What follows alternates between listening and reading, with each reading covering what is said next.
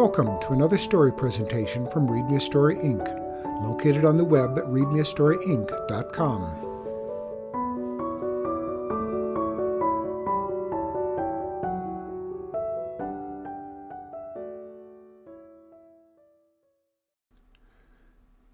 The Entrance Exam by Mary Carey. If at first you don't succeed, just keep plaguing them.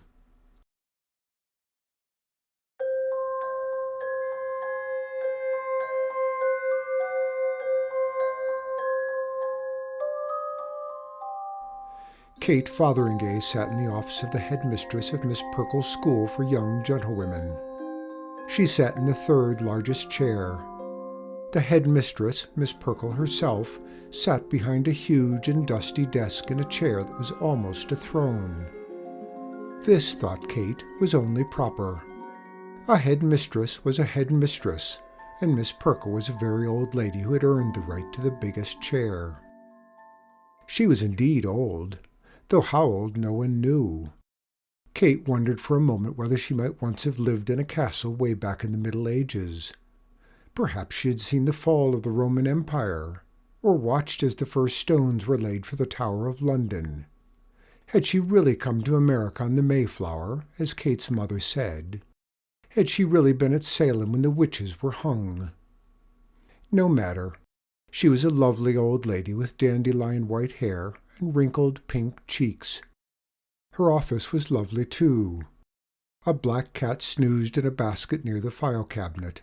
A stuffed monkey sat on top of the bookcase. There was a crystal ball on the window-sill, and a hollowed-out skull on the desk. The skull contained Miss Perkle's supply of paper clips. The school was wonderful beyond Kate's dreams. Kate and her mother had driven out from town on Cemetery Road. It was a narrow, twisting lane that wound through a grove of oak trees. Then it passed the old graveyard, where headstones leaned toward each other as if they were whispering secrets. Across from the cemetery was the school, a soot-stained, ivory-covered stone building. It smelled of age and cobwebs and dust, with just a faint hint of mice. Kate and her mother had waited in the ebony parlor until Miss Perkle could see them. Even the walls in the parlor were black, and the heavy curtains were drawn so that not the tiniest ray of sunlight could enter.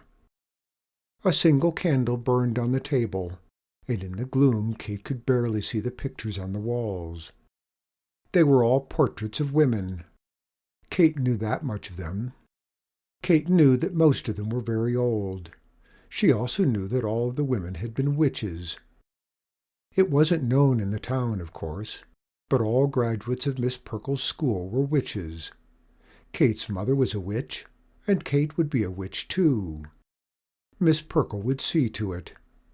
The townspeople only knew that Miss Perkle's school was very, very private, and that not many girls were admitted. But Kate knew that witchcraft was what Miss Perkle and her very private school were all about. When at last Kate and her mother had been summoned from the gloom of the ebony parlor, Kate sat in Miss Perkle's office and watched Miss Perkle open a big book with parchment pages. "And how old is the child?" Miss Perkle asked. Her voice was like the rustle of dry leaves. "Almost 10, said Kate's mother. "Excellent," said Miss Perkle. She wrote it down with a quill pen. Then she stared at Kate through her square, old-fashioned glasses. "You look clever enough," she said. "Are you clever, Catherine?"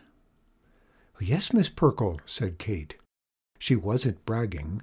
It was the simple truth. Kate was at the head of her class. She knew arithmetic and astronomy and English literature, and ancient history, and lots of other things besides. Her mother handed an envelope to Miss Perkle. "Here are Kate's records for the public schools," she said. "I have saved all of her report cards." Miss Perkle tumbled the cards out onto her desk. She glanced at them and nodded. Then she wrote again in her big book. The quill pen scratched nicely. Kate liked the sound. The principal at the public school wrote with a ballpoint that didn't make any noise at all. "So far, so good," said Miss Perkle. "Now there is a matter of the entrance examination. As you know, Miss Perkle's school is an unusual one. We cannot rely on ordinary records or on ordinary accomplishments. Catherine must have at least a smattering of Greek. Some fine spells come to us from the Greeks, and she should know Latin. Several of our courses are given entirely in Latin." "She'll pass the exam," said Kate's mother. "I've been tutoring her at home." "Very well," said Miss Perkle. "We will schedule the examination for her birthday. When is her birthday?" Kate's mother paused. It's sometime next month. About the 15th, I think." "You think?" echoed Miss Perkle. She laid her quill pen down and looked sternly at Mrs. Fotheringay. "Surely you know your own child's birthday." Not precisely," said Kate's mother. "Abigail Constance Murdoch Fotheringay!" cried Miss Perkle. When she used all of Kate's mother's names, she sounded quite threatening. "You were a brilliant student. As your brain turned to oatmeal, you cannot have forgotten the day that Catherine was born." Mrs. Fotheringay looked down at her own hands. "I wasn't there the day she was born," she said very softly. "Miss Perkle, Kate is truly gifted. I know the rule that—" Miss Perkle interrupted. "That all young ladies admitted to the school are the daughters of graduates, or at very least their granddaughters. Are you telling me that Catherine is not your daughter?" "But she is my daughter," cried Mrs. Fotheringay. "I took her in when she was a tiny baby. I raised her and loved her. If I'm not her mother, who is?" "I'm sure I do not know," said Miss Perkle. She stood up and shut her big book with a clap. "Catherine is not related to you by blood. We accept only those whose mothers or grandmothers have studied with us. A rule is a rule, and we make no exceptions." "Oh, Miss Perkle, please," said Kate's mother. "Adoption does not count," snapped Miss Perkle. Kate decided that Miss Perkle was not a pretty old lady after all. Kate wished she could turn Miss Perkle into a toadstool, an ugly yellow toadstool with red speckles. "Don't be silly, child," snapped Miss Perkle, although Kate hadn't said a word. "You cannot turn me into a toadstool. You're not a witch. You're only an ordinary little girl who makes good marks in school." Suddenly the door banged open, and a plump, round-faced woman bounced into the office. She was completely out of breath. "Miss Perkle!" The newcomer waved a folded newspaper. "The most terrible thing! On the second page! The paper just came!" Miss Perkle took the newspaper and opened it. After she read for a moment, her pink, wrinkled cheeks turned ashy white. She looked up from the paper, and her eyes were wide and staring. "Miss Perkle?" said Kate's mother. "What is it?" Miss Perkle folded the newspaper and put it down on her desk. "The mayor wishes to straighten and widen Cemetery Road," she said.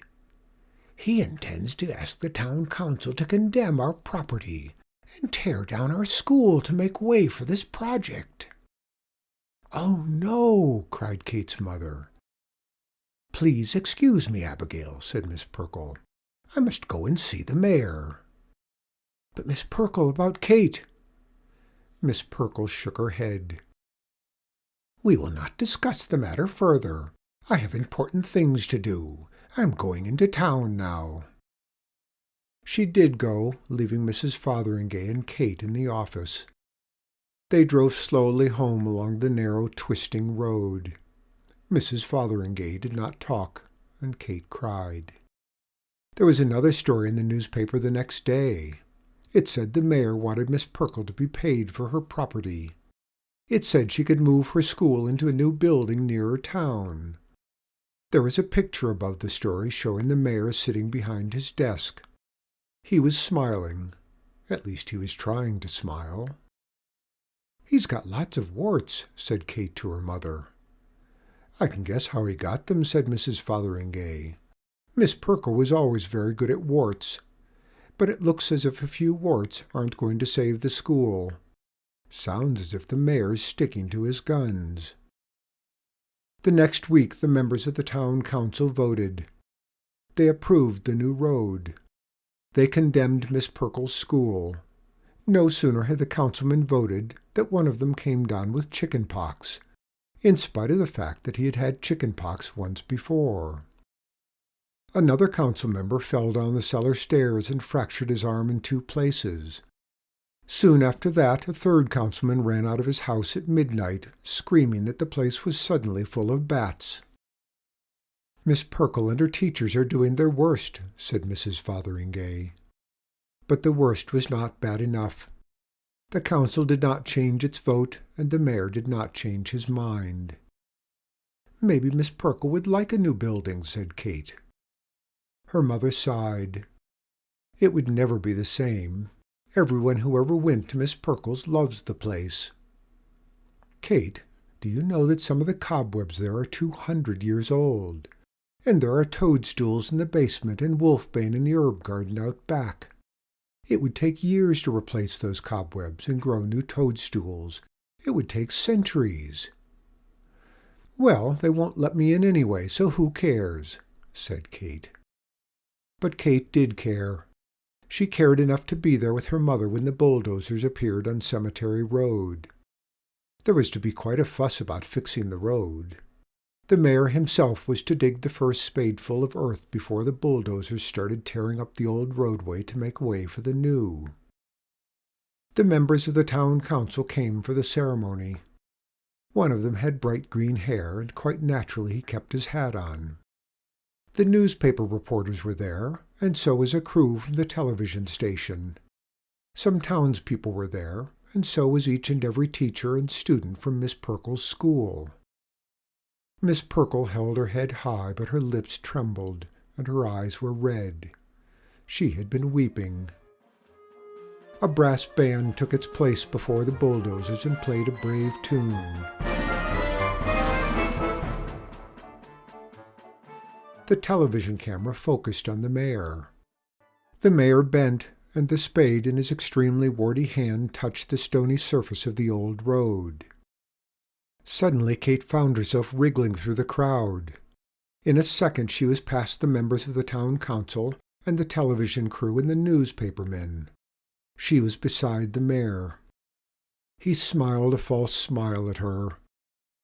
"Out of my way, little girl," he said. Kate said something. No one heard quite what, and she made a little motion with her hand. Then she turned and walked back through the crowd, back to her mother's side. The mayor bent again to his digging. His spade broke through the rutted surface, and suddenly, from that break, something green appeared, something green and thorny that grew, and grew, and grew. The mayor shouted and leaped backward as the prickly vine caught at his clothes. The television crew retreated hastily, taking their camera down the road, a long way down the road. A burly operator who had been waiting on his bulldozer stared for a moment at the giant briar that now blocked the roadway. Then he shouted, "Hey, what the heck?" And the machine roared and rumbled at the magic plant. An instant later the vine had surrounded the machine. It seemed to gobble it up. The bulldozer operator ran for his life. And so did the mayor, and the councilmen. So did the newspapermen and the townspeople. So did everyone except Miss Perkle and her teachers and students, and of course Kate and her mother. "They won't widen the road," said Kate to Miss Perkle, "and they won't tear down the school either."